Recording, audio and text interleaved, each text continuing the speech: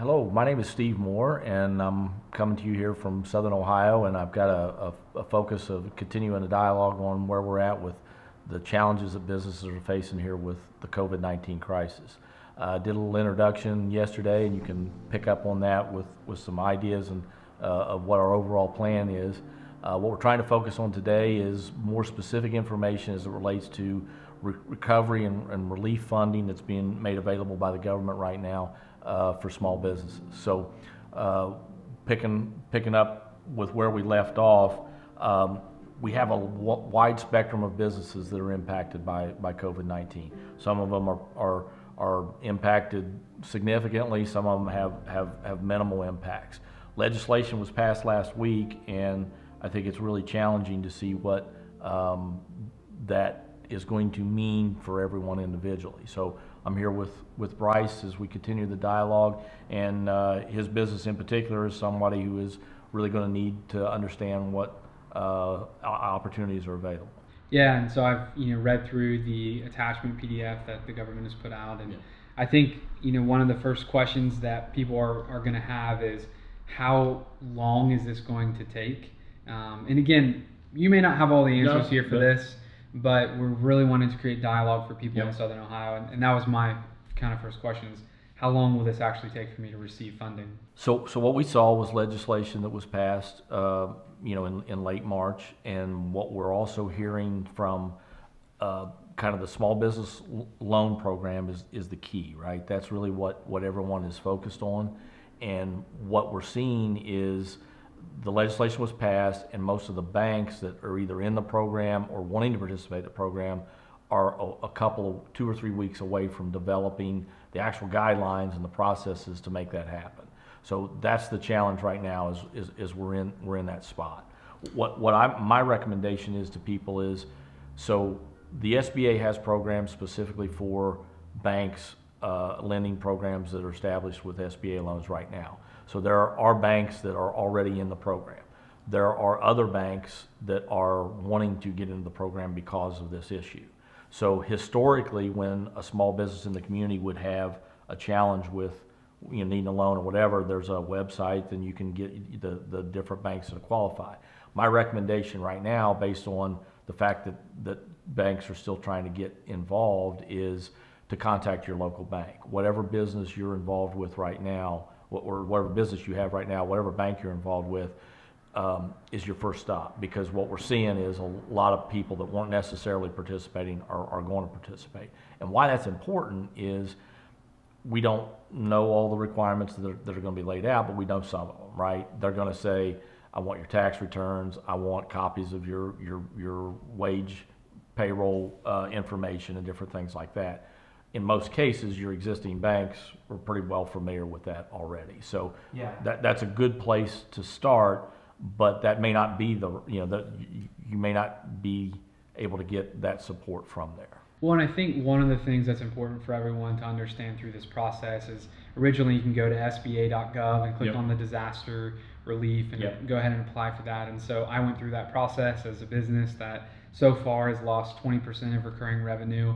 I'm in need of figuring out, how am I going to keep my business moving forward? And one of the things that I think everyone needs to understand is that the bank is asking all of these questions and requiring all these details because there are people who are going to try to take advantage of the situation. And so being prepared is everything, and understanding that you're going to need to make sure you have your tax returns, that you're able to have your updated P&Ls, and be able to show the bank and the institutions that you're going to what's actually happening with your company, because they want to make sure that the relief is going to the right places. And while people may be frustrated by that process or just want it to move faster, the reality is this is a difficult situation even for the government to be able to. They weren't prepared for this either, and you're better than anybody else. So what would you say to businesses in Southern Ohio? The technical stuff is one thing, right? And we'll post some details in the comments below. But help the mindset right now for these businesses. How can they navigate through this with still the uncertainty of they may or may not be approved? So here are the things that that everybody needs to be thinking about. One is These programs were set up to try to minimize the impact on individual businesses. So what that means, in a practical sense, is if you've had employees that you had to lay off or your business was completely shut down, there are opportunities there for you. You have to realize, though, that some of those people went to unemployment, and some of them maybe you just simply decided to keep on, even though you don't necessarily have as much business as you had before. So that's part of the challenge right now, is finding out where you fit in that process. The other things that are related that people really need to be thinking about right now are the intangibles, if you will. There's rent, there's utilities that are specifically called out. So again, for my example, I've got I've got office buildings, and there may be people that can't pay rent. So I may apply to try to see if that can support them, or they may apply and see if they can do that themselves. That's again why I'm encouraging people to just, everybody needs to get in the system to understand, because how those things are going to get worked out, we still don't know yet. The other thing I think is really important for people to do right now is really work with their accounting systems and internally, and start really categorizing costs. The dialogue that I'm hearing from bankers and lawyers and others is, it's still very unclear how this is going to look in reality. So for example, if you're still in business, so you're not laying anybody off and you still have employees, but yet you've got a whole bunch of new requirements now. You're doing cleanings that you didn't, with professional cleaners that you didn't have before. You're having personal protective equipment that you didn't necessarily need before. So there are other impacts to your business that may or may not be, appropriate for this program, but are clearly things that are financially hurting your business as a result of this impact. So my advice right now, until all this becomes clear, what we really need to do as individual businesses is bucket those costs, right? We need to, if you're the business that has charge codes and systems like that, you need to create in your accounting system, additional, requirements, new equipment, new things.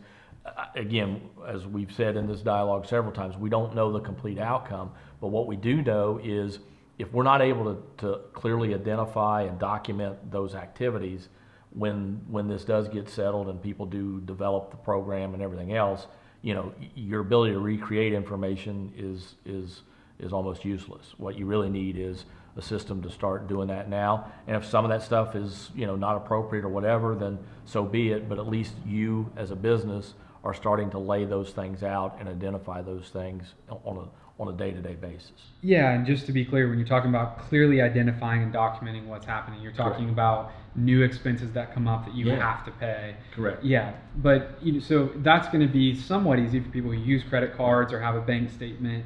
I know a lot of people are busy and overwhelmed, and they're not sure how to maybe lay everything out in this beautiful format. But as long as they're paying with means that are trackable, Sure, they're going to be able to document that they have Yep. paid for these things and hopefully get reimbursed or. Sure, Yeah. and at least so there's 2 points to that. One is part of my comment is more about just making sure people think about those things and acknowledge that those things are out there.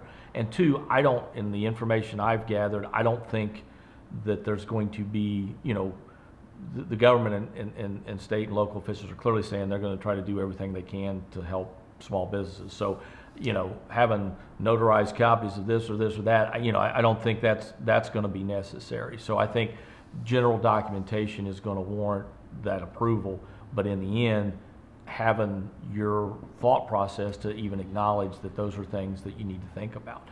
We're all impacted by this. We really are. I mean, and there's countless examples of businesses. Again, the ones that are completely shut down.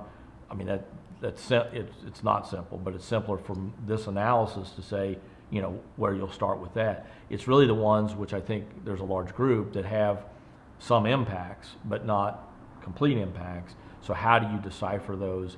And again, my message right now is make sure you're being thorough in how you're thinking through those things, talking to your staff, understanding what they're doing different now than they used to do before, and being able to at least acknowledge to yourself, those are things I need to figure out if those make sense or not. Yeah, and I know that this can be paralyzing to some, and then others just rise to the occasion. But one of the things I think for people is important to remember and keep front of mind is that you are an entrepreneur, and that you are more capable than what you think you are. And so being able to just brain dump, Yep. these are the 30 things I need to do, and just get started. Yes. I mean, for me, I think that has been the most impactful thing is I don't know what I'm doing. I don't know how to navigate through this. I've never experienced it before, Yep. but when you lose revenue, you have to make decisions as a result of that Yep. if you want the business to stay alive. And so in regards to the current PDF that we have at the time of this Yeah. recording that the government has put out, which we'll list, in the comments below, what are your recommendations for people as they kind of finalize, get everything applied, get everything off? How can they take action to remain in charge? What's maybe one of the top 1 or 2 things they should do after they apply through this process? So I would say, and again, everybody's a little different in their level of experience as a business, but I would highly recommend, again, an accounting firm or a law firm to engage with them really as soon as this process is possible. Those folks are working day and night. I mean, I could literally probably be on a webinar, all day from different groups that are reaching out, and it's important that they're doing it. So my recommendation for most businesses, whoever's doing your taxes now or those scenarios, really engage those people and let them help you start to navigate through how to track costs and how to track the process. That would be the key thing. And again, I would not be hesitant to really try to just track as many things as possible. Again, if stuff gets not appropriate or anything else, but just really systematically go through your business and try to identify things that are important, that are happening now that didn't happen before, and make those make people aware of those. For the businesses that are still operating but have lost revenue, how do you categorize and compartmentalize what things to cut first and in what order? There's a lot of emotions involved when you have team members or even places that you rent, or we all have these series of emotions we're all feeling. How do you kind of take a step back from all of the noise that's happening and identify some next steps? So I think if you clearly see what the government and others are trying to do, and it's stuff that we've talked about before, and that this is no one's fault. So I think, again, as our commitment to our community and to others, I think we need to err on the side of keeping people busy and keeping people employed. And that's my personal feeling. I think there are going to be programs and there are things that the government's doing that are going to try to make people whole as a result of that. So my recommendation to people when you're having to make those decisions is err on the side of trying to extend, and if that means you need to talk to your bank and you need to extend your line of credit, or you need to do something even before these programs are in place. I haven't had an experience with anybody at the moment where somebody said, hey, that's just absolutely not going to happen. So we are in extraordinary times. I think we need to acknowledge that, and I think as members of this community and entrepreneurs in this area, we need to err on the side of that. We also have issues with individuals who, folks that do need to take care of things at home, and that do need to do, they have family members or they have other issues that are more important than the work environment. So working with them, and again, I think unemployment, the programs that have been happening with unemployment now, that's significantly changing. So from a prioritization standpoint, I think you can even, I shouldn't say reconcile in your mind, but I think it's easier for you to say, look, this is not, letting somebody go and this is, unemployment that it used to be. This is a program that's being put in place now to make people whole. So do everything you can to try to make people whole with continuing their employment. If you do have to make those decisions, then help them get in the programs that they need to get into that are out there right now, and we'll all get through this together. So just to kind of wrap down, I actually want to ask you one more thing, and the information's great, right, that we're sharing here. This is fantastic, and hope it helps people. But you, through the many businesses that you've started, been a part of, you have had to have gone through some downs Yes. with all the ups that you've had, and I kind of would like to leave people. I'm sure you have something, a story, a scenario, a moment. What has helped you guide yourself through difficult times when you're not sure not sure how you're gonna make it. You're not Sure. sure how do you navigate through that stuff? How have you navigated through those things in the past? Well, certainly faith is a big part of that, and knowing that there is going to be an opportunity to continue to do the things that you're gonna do. And I think as business owners, we all need to acknowledge that, we believe we're doing a service that the community and businesses want.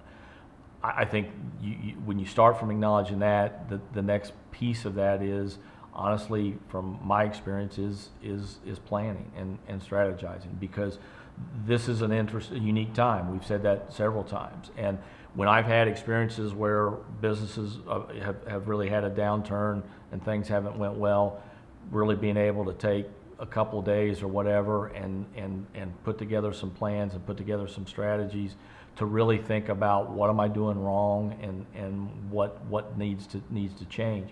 One of the things that we'll talk more about in some upcoming conversations is, economists actually think recessions are a good thing, and it's from the standpoint of events like this force people to become more efficient. They force people to make the critical choices and decisions about their business. So when you're having the times that we're having right now, don't lose sight of your faith and your hope and your business and your enterprise. Use it as an opportunity to simply reinvent yourself, refocus on the things that are important to your clients and to your customers, and use this as an opportunity to get better. I mean, that's all we can do right now. Yeah. Well, I appreciate the time. I still have a lot more questions. We'll have more opportunities to talk. And this is a good time just to remind everyone that if they have a question, tag someone below. If there's a local business in Southern Ohio that you know of, tag them in the comments below. And if you have a question, if anyone else has a question they want to ask you, how can they? The best way to do that is to just reach out to our Facebook page and in the comments, and we will continue to review those and pull those into this dialogue over time and try to drill down on specific ones. But we really do want input and thoughts from people as we continue to explore the challenges that we're facing right now. And the other thing is that this is real time.